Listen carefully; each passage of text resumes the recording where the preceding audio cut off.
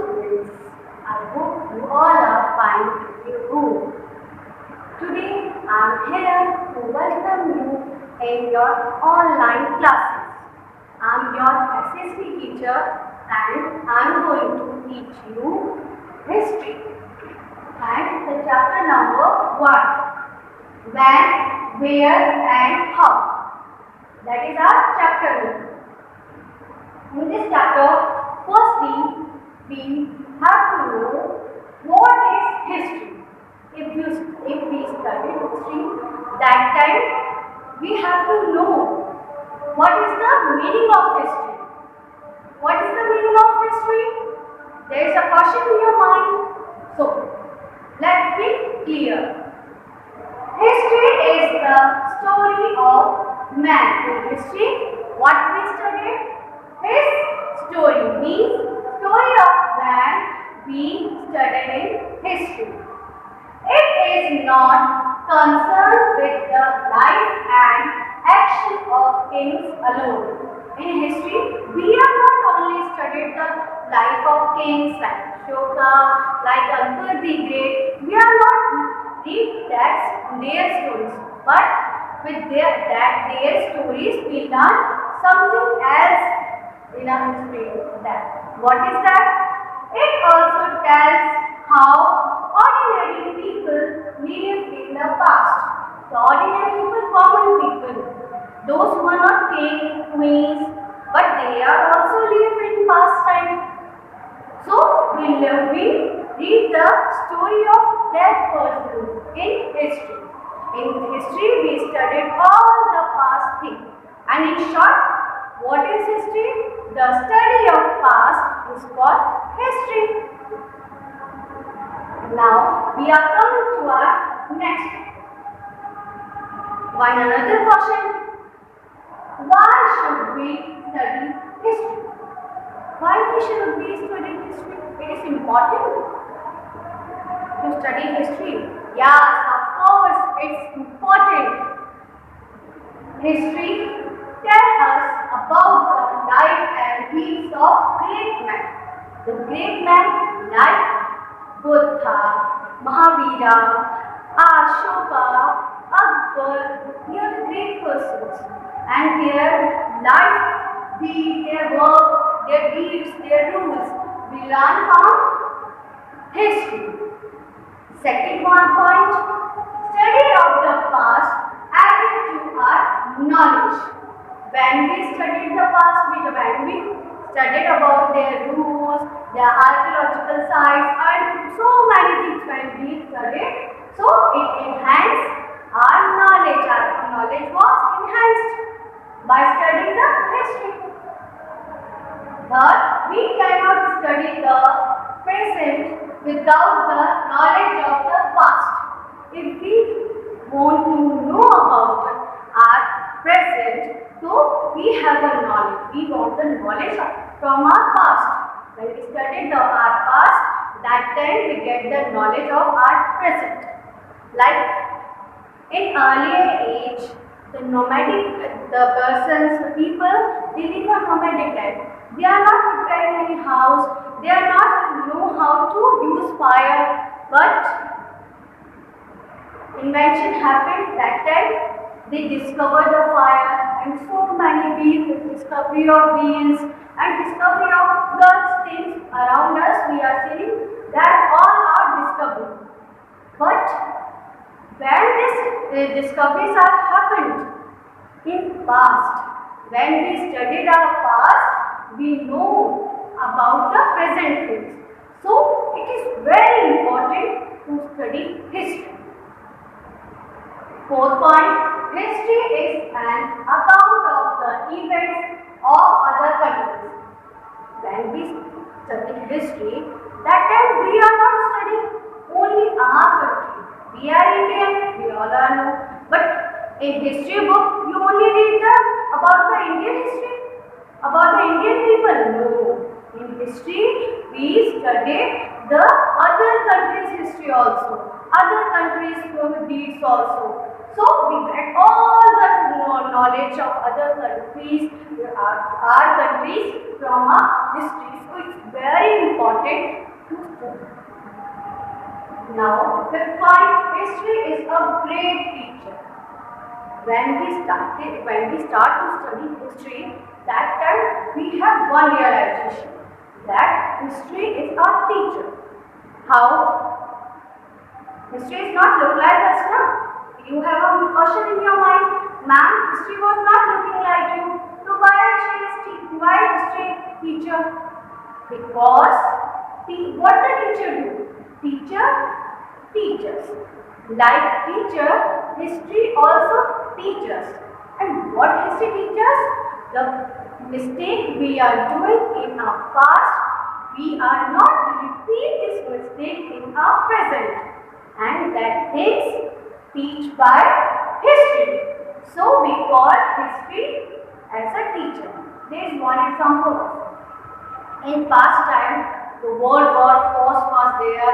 The world was second held. But when the people see the result of these wars, it's very horrible, very shocking. So many people lost their life. So many soldiers killed in these wars. So it's very important. It gave us a lesson that we are not doing the war again. So history teaches all the things. So it is necessary to study history. Now we are divided the history in two parts. And the name of that part first is prehistory and secondly history. The history is divided in two parts. Firstly, we are discuss about the prehistory. What is prehistory? Pre means before. Pre means before history. The part from history but before history. Prehistory is that period about which we do not get any information in writing. In prehistory, there is no written evidence for there. Prehistory was not written down. So, we call it prehistory. But there is a question in your mind. If this prehistory was not written, so ma'am, where you read these things? Where we got the knowledge from the prehistory? There is one prehistory is there. So, we get the knowledge of prehistory by the remains, by the tools, by the bones of prehistory time previous people. Their bones, their ashes, they are using the burning the fire, and ashes was there. From that evidence, we know about the prehistory. Now, that is prehistory. After that, we are coming to history. History refers to the period about which written documents are available. In prehistory, no written document was there, but in history, written documents are available. Written documents means handwritten document, so that we can read that document and get knowledge of our history. And the handwritten document, the document that is written by the hand is called manuscript. Handwriting work is called manuscript. And manuscript comes in a history field. Now after history, there is one more point, that is timeline. In timeline, we know about the time period, how they measure the time and that in history. There is one term that is BC and second is AD. Means two terms we are included in timeline. Firstly BC and secondly AD. And if it is seen in the full form of BC is before Christ and AD after Christ. Before Christ means the time period when the Jesus Christ was not born. And AD after Christ means when Jesus Christ was born when he was born after the period before after Christ. So it is two terms we are using in timeline, that is BC and AD. Okay. After that, we are coming to our next topic, that is source material of ancient Indian history. There is some source. We studied history. So where we studied history? We get knowledge from the ancient history by these sources. First is literary sources. Literary sources means the written work. Literatures are here. There are sacred literature and secular literature. We divided the literary literature source in two parts. First is sacred literature and secondly secular. So there is a question, what is sacred literature? The sacred literature is believed to be holy. Means the religious things like Vedas, like Ramayana, Mahabharata, or Buddhist teaching, Mahavira's teaching, these all are included in sacred literature. All the religious things, all the religious books and their thought, their teaching are included in sacred literature. Now, second is the secular literature. Sacred literature is related to religious, but secular literature, the secular literature includes biographies. In secular literature, what we are doing? Biography. You all know what is the meaning of biography. Write the evidence of another people's life. If we writing the another people's life story, that is biography. Dramas like Abhigyan Shakuntalam, that is a drama. It is included in secular literature.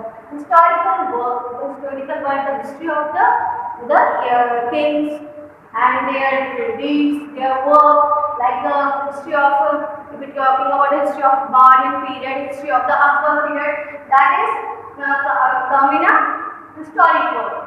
And the foreign travelers accounts, foreign travelers, when you all know the foreigners, every century there are several foreigners come to our country. Why they are coming? For looking our culture, our prosperity, seeing how we live. So that time, in past time, also the foreigners come. They are coming from China, they are coming from Rome, different places they are coming, and what they are doing here? They saw how the rulers like Ashoka, like Chandragupta Maurya, how these rulers are ruled and how prosperous they are. They written down all the things in their book, and we get the knowledge from that books. We know the history from their books. So these are the secular literature. Now next we are coming to archaeology. What is archaeology? Archaeology includes monuments, inscriptions and coins. In archaeology there are 3 points are there: monuments, inscription and coins. And now we are coming to first point, that is monuments. In archaeological sites, we know about all the past work, what the past kings do, which kind of building they have prepared, which kinds of coins they run. These all knowledge we get from these sources. So first we come to monuments. What is monuments? Ruins of the buildings, old buildings like caves, stupas and temples. Because in so many old temples in our Ajanta, Ellora, there is a temple, caves are there, stupa, Sachi stupa are there. So these are the historical importance. They all are historical buildings and we call them monuments. They are included in monuments. Stupas and the Sachi and the caves at Ellora and Ajanta tell us a lot about the religion and art of ancient India.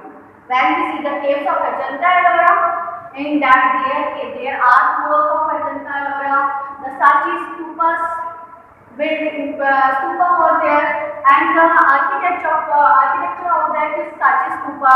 It tells us about our religion, about the art of our ancient India. Now, secondly, we are coming to inscription. What is inscription? Inscription are the words. Yes, we are in inscription. We are using the words and signs inscribed on stones. We mark these words, this sign on a coins, metal, etc. Thousands of inscriptions on rocks, and you are know about the Ashoka pillar. In that pillar, what is there? There is a rock, and the Ashoka inscribed that rock. That is called inscriptions. The pillars, metal plates. They also inscribe the word in a metal plate. In metal things, they are inscribed the words. Like so many times you are going to a market and purchase some utensil and you mark your name on that utensil. Like this, they are inscribed all the words in metal in pillars. Been discovered in India, and where will be these things found? In India. Ashoka's rock inscription to light on Ashoka's religious belief. When we see the Ashoka pillar, that time we know about the religious belief of Ashoka and his administration and how Ashoka ruled in a history time. We get all the knowledge from the Ashoka's inscription. Like inscription, there is coin also. In coin, thousands of coins have been found. Where so you have a 1 rupee coin, 2 rupee coin, that is called coin. But in past time, there are 1,000 coins are found. Like we are using right now notes. But in ancient time, they use the coins, and that coins are made of gold. The coins are made of gold, silver, copper, and nickel. They are using these metals and make the coins in ancient time. The coins bear many figures and marks, and in that coins there are so many figures are there. Like in our coin, when we are seeing 1 rupee coin, there is 4 blinds picture was there. That is we adopted from the Ashoka's pillar. So like this, in ancient time, also they mark the figure on the coins. They also bear names and attributes of the rulers who issued them, and in that coins they write the name of the ruler. They write the year they ruled. That is also written on that coins. Some of the coins show the emperors playing the veena, musical instrument. When we see the Samudragupta's coin, there is example of Samudragupta's coins.